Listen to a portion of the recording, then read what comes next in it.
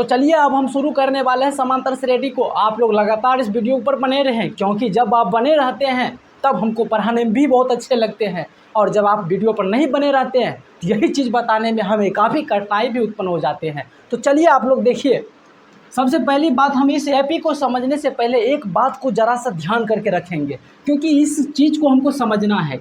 AP को हमें समझना है तो हम 100 वर्ष, आज 100 वर्ष हमें पीछे जाना है। इसलिए 100 वर्ष हम पीछे जाएंगे, क्योंकि वहाँ से एक कहानी को हम उठा कर लाएंगे, जिस कहानी के माध्यम से आज हम आपको एपी के बारे में पूरे चीज़ को बता जाएंगे। तो चलिए एक कहानी को हम शुरू करते हैं। इस कहानी को आप गौर से सुनिएगा। जब ये कहानी को गौर से सुनते हैं तब आपको एपी के बारे में समझ आ जाएगा, और एपी का यूज हम प्रयोग कहाँ करते हैं, किस लिए करते हैं, वो भी आपको समझ में आ जाएगा। तो चलिए सबसे पहले हम ये चीज़ को देख लेते हैं। चलिए मान लीजिए एक लड़का था जिसका नाम राम है।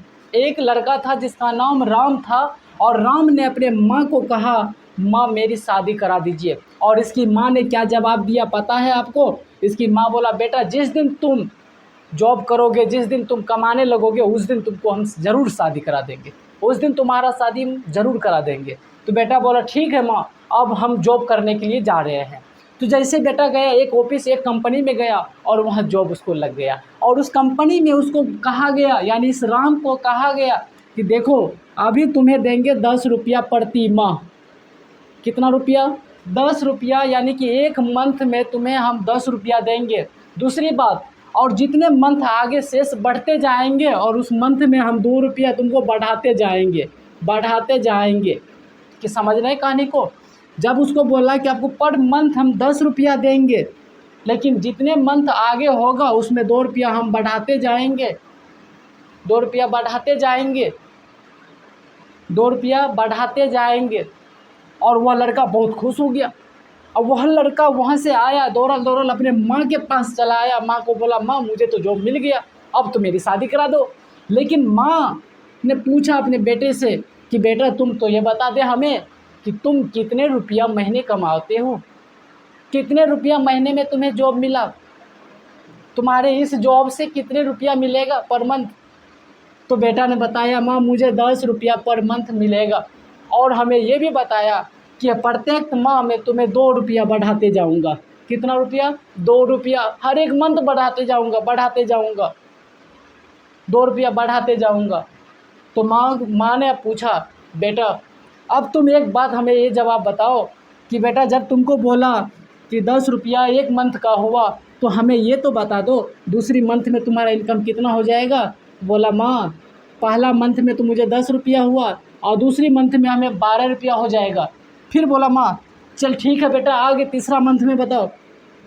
तो तीसरा मंथ में बताया बेटा ने बताया माँ को कि माँ मेरे पास 14 रुपया हो जाएगा। फिर बोला कि चौथा मंथ में तुम्हारा कितना हो जाएगा? 16 रुपया हो गया। तब ने माँ ने एक क्वेश्चन किया उसको, फिर से कहा, बेटा तुम ये बता दो हमें कि अगर तुम 15 वर्ष उसके पास काम किया, कितना वर्ष? 15 वर्ष उसके पास काम किया, तो बताओ तुम्हारा कितना इनकम हुआ। अब बेटा तो कन्फ्यूजन में आ गया, क्योंकि बोला कि 15 वर्ष बाद मेरी इनकम कितना हो जाएगा। इस चीज़ को हम किस पर हल करेंगे? जोड़ घाटा गुना भाग करेंगे तो हमें कुल मिला के लग जाएगा 2000 वर्ष।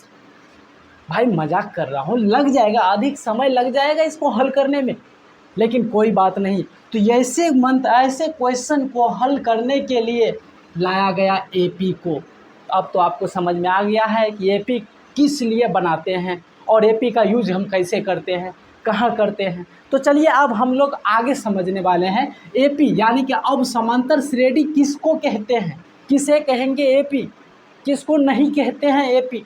अब वो सारे चीज़ को हम बताने वाले हैं। Just 1 minute come back, only for just 1 minute हो चुका है। तो चलिए अब हम आगे बात करते हैं कि एपी किसे कहते हैं, यानी समांतर श्रेणी किसको कहते हैं। तो मैंने वही क्वेश्चन को लोड करूंगा फिर से कि राम ने पर महीना कितना रुपया कमाता था? 10 रुपया, और दूसरे मंथ में कितना हो गया? 12 रुपया, तीसरा मंथ में कितना हो गया? 14 रुपया। फिर आगे बताओ, इस प्रकार से उसकी रुपया मंथ बढ़ते जाएगी, इसकी रुपया बढ़ते जाएगी। अभी ये बात को समझना है भाई, हमको समांतर श्रेणी किसको कहते हैं। भाई इसके लिए आसान नहीं है भाई, दिमाग लगाओगे काम हो जाएगा। लेकिन 1 मिनट जस्ट अभी मैं आपको बता रहा हूँ समांतर श्रेणी किसको कहते हैं। अरे दिमाग में भूसे मत कोच यार, दिमाग में भूसे जब कोच लोगे ना तो समझ में कुछ नहीं आने वाला, क्योंकि हमने यहाँ समझने वाले हैं समांतर श्रेणी। तो समझो यहाँ पर पहली बात। अब हम तुमसे ये कहेंगे कि बताइए भैया 10 रुपया में कितना रुपया प्लस किया जो 12 हुआ, कितना 10 में जोड़ा जो 12 हुआ। तो आप बताओगे भाई +2 कर दिए। हमने फिर कहेंगे तुमको कि ये 12 में कितना रुपया ऐड किया जो 14 हुआ, फिर कहेगा +2 ने किया। अब फिर हम तुमसे पूछेंगे इसमें कितना किया, तो 2 किया। भाई उसकी तो पर मंथ 2-2 रुपया बढ़ती जा रही थी ना। तो भाई ये जो डिफरेंस हुआ यानी कि समान रूप से, देखिए कितना बढ़ा 2 रुपये, कितना बढ़ा 2 रुपये, समान रूप से बढ़ता है कि नहीं। तो भाई ऐसे चीज़ को हम क्या कहेंगे, समांतर। इसको क्या कहते हैं, समांतर। क्या कहेंगे इसको, समांतर कहते हैं। अब दूसरी बात, क्योंकि अब यहाँ देखने की बात है भाई कितना मंथ का ये है, 1 मंथ, ये कितना का है 2 मंथ, ये कितना का है 3 मंथ, ये कितना है 4 मंथ। कहने की मतलब है कि पर मंथ, 1 मंथ के बाद दूसरे, 1 मंथ के बाद दूसरे, 1 मंथ के बाद दूसरे, मतलब हर एक मंथ उसकी बढ़ती जा रही है। तो इसी को हम क्या कहेंगे, सीरीज यानी श्रेणी। क्या कहेंगे इसको भाई, श्रेणी। यानी कि हम ऐसे जो इसमें 2 रुपया बढ़ते गया तो ऐसे चीज़ को हम कहते हैं समांतर श्रेणी। क्या आपको समझ में आया समांतर श्रेणी? अगर आपको समझ में आ गया तो कमेंट करके ज़रूर बताइए भाई हम यहाँ तक समझ चुके हैं, आगे बताइए, क्योंकि हम जब तक इसको नहीं समझेंगे तब तक आगे हम नहीं बना सकते हैं। इसीलिए हमें यहाँ फोकस करना पड़ेगा। अब यहाँ से आप समझ लीजिए, हमने समझ गया समांतर श्रेणी किसे कहते हैं। अब भाई एक बात बताओ, तुम यहाँ से 2 गायब हो गया, 3 आ गया डायरेक्ट, 2 गायब 3 आ गया, 4 गायब, यहाँ 5 आ गया। बताओ ये भाई श्रेणी में है, श्रेणी में नहीं है। जब हम सीढ़ी पर चढ़ते हैं तो पहला स्टेप कर करके आगे बढ़ते हैं, और जब पिछला एक स्टेप पे गायब कर देंगे तो क्या ये सीरीज है, नहीं हुआ सीरीज। सीरीज का मतलब हमें एक स्टेप कदम कदम से चलना है, इसको हम सीरीज कहते हैं।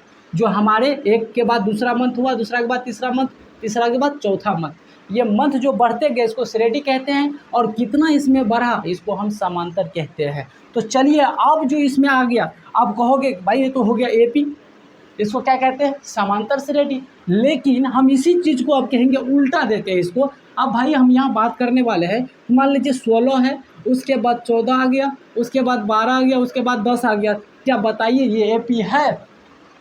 आप कमेंट करके फटाक से बताइए ये एपी है या नहीं है। अगर इतना सारी मेहनत हमारी चौपट हो जाएगी तो बर्बाद हो जाएंगे आप लोग। ये बताइए एपी में है या नहीं? एपी में है, कितना एपी में है, कैसे है? क्योंकि इसमें आप देखिएगा जब भी इसको हम आपस में देखते हैं कितना की अंतराल है, कॉमन डिफरेंस इसकी कितनी है, कितनी अंतराल है, तो पता चल रहा है 2। क्या पता चल रहा है? -2। सब में देखेंगे तो -2, लेकिन वो भी हम बताएंगे। यानी कि हमारा कॉमन डिफरेंस इसमें कितनी हो रही है, 2 की डिफरेंस हो रही है। पहले ये बात समझो, बाद में समझेंगे कि ऋणात्मक धनात्मक कहाँ में प्रयोग करेंगे। चलो भाई यहाँ से तो चलिए अब पहला स्टेप की ओर हम चलते हैं। चलिए मान लीजिए 1 2 3 1 4 1 5 हमने ऐसे क्रमांक लिख चुके हैं, 1 2 3 4। अब हम पूछेंगे आप लोग में से, बताइए भाई इनमें से कितना 1 में जुटा तो 2 हुआ, 2 में कितना जुटा तो 3 हुआ। तो बताओगे भाई 1 कितना जुटा है सभी में, 1, यानी कि 1 इसमें जोड़े तो 2 हो गया, 2 में 1 जोड़े तो 3 हो गया, 3 में 1 जोड़े तो 4 हो गया। बिल्कुल राइट, 4 हो गया भाई। हम यहाँ से अब ये जान चुके हैं इसमें कितना, क्या कहते हैं इसको, कॉमन डिफरेंस। क्या कहते हैं इसको, कॉमन डिफरेंस। इस सब के बीच में देखेंगे कितनी की अंतर है, तो पता चल रहा है 1 1 1। इसको क्या कहते हैं, कॉमन डिफरेंस। अब भाई कॉमन डिफरेंस इतनी बड़ा हम नहीं लिख सकते हैं, इसको शॉर्ट में हम क्या लिखने वाले हैं, डी। यानी इसको शॉर्ट में क्या लिखेंगे, डी। अब यही चीज़ को, यानी इसके बीच में जो अंतर हुआ ना, इसी अंतर को कहा जाता है सार्वअंतर, सार्व अंतर, या इसी को कहा जाता है पदांतर। भाई इसके बीच में जो कॉमन डिफरेंस, मतलब इसके बीच में जो अंतराल निकल रहा है, इस 1 में कितना जोड़े, 1 2 हो गया, 2 में कितना जोड़े तो 3 हो गया। ये जो इसके बीच में एक समान जो अंतराल हो रहा है ना, इसी को हम कहते हैं पदांतर, या इसी को कहते हैं हम सार्वअंतर। समझ रहे हैं क्या? जिसको हम डी बराबर लिखते हैं।